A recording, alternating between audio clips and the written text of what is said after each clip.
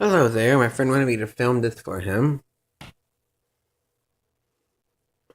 Since his English apparently is not very well, proven by his spelling. Of course, mind you, my spelling is exactly all good either. Asked me to film for his microwave controller panel for him. This is it.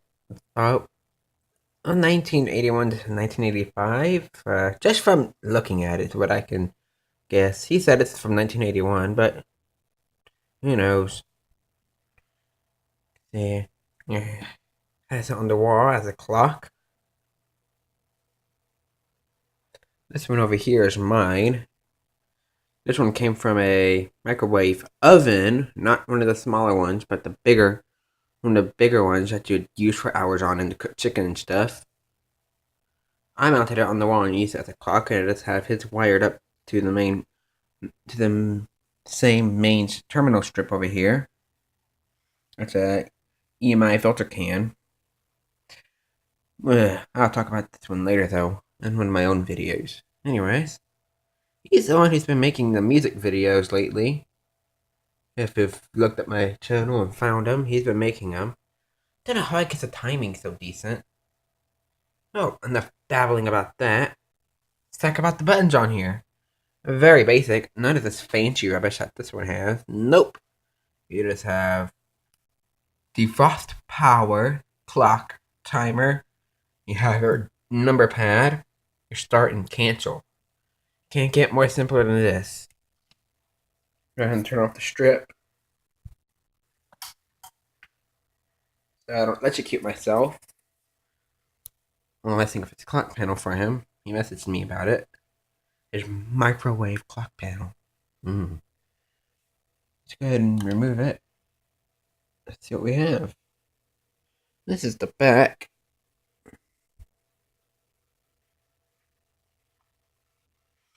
See, I'm using a carbon film cable. Little ribbon cable there. You see the two relays that would have controlled the light and the magnetron. Or was it the fan and the magnetron? There's one of the two. You see the little linear power supply in here. Nothing special.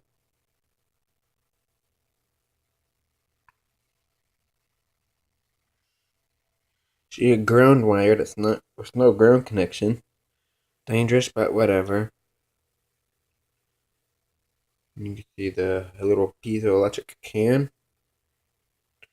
On this side it says made in Taiwan, date codes 750819. 78 it looks like, maybe?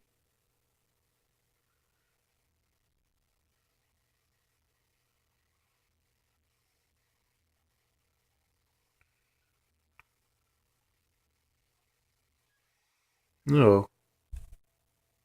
Here it is.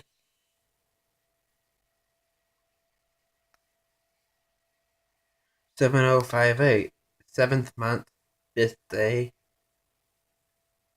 80. I think it was made in 1980. Huh, pretty advanced for 1980 if you ask me. Not bad about that. You can see a little, probably the piezoelectric can, probably the transistor driver for these two relays. Or the piezoelectric driver. You can see a couple transistors in there. Oh, and a very tall legs. You won't see that anymore. Smells kind of burnt, honestly, but it could just be the lacquer. You can see an resistor array. This means just using a resistive matrix for the keypad. See a dual transistor there. That's probably some kind of regulator. A couple diodes, more resistors. A couple big capacitors, and they're a Nichicon. See that? Sorry for the shakiness. I am standing. A couple more transistors. Probably a DC to AC converter in this thing, or maybe the transformer already puts out a little AC voltage for the VFD in this thing. This is the main chip. It's a DAC INC made in Japan.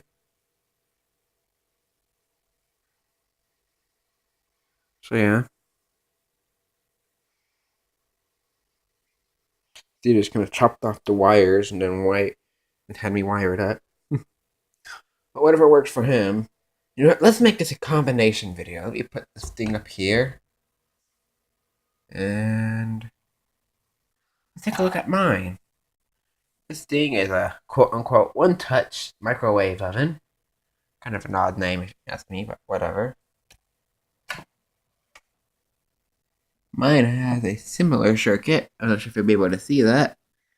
Let's see, a microcontroller, some resistors, a piezoelectric buzzer, probably something like Nichicon capacitors in there. You can see the ribbon cable for the touch pads, a big old linear transformer. You can see there are a lot of relays in this one. You see some wire connections. A 5-pin IC, maybe for protection. Yeah, sorry for the shoddy view. Yeah, mine has a much smaller circuit board. Oh, that's behind mine. If anyone wants to look up IC, they're more than welcome to.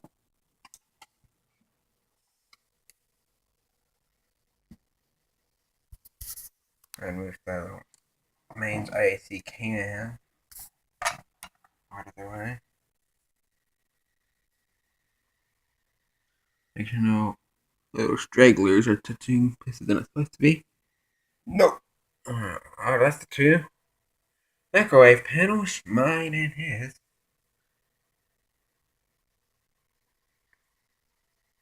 Yep. Hope you enjoyed this video.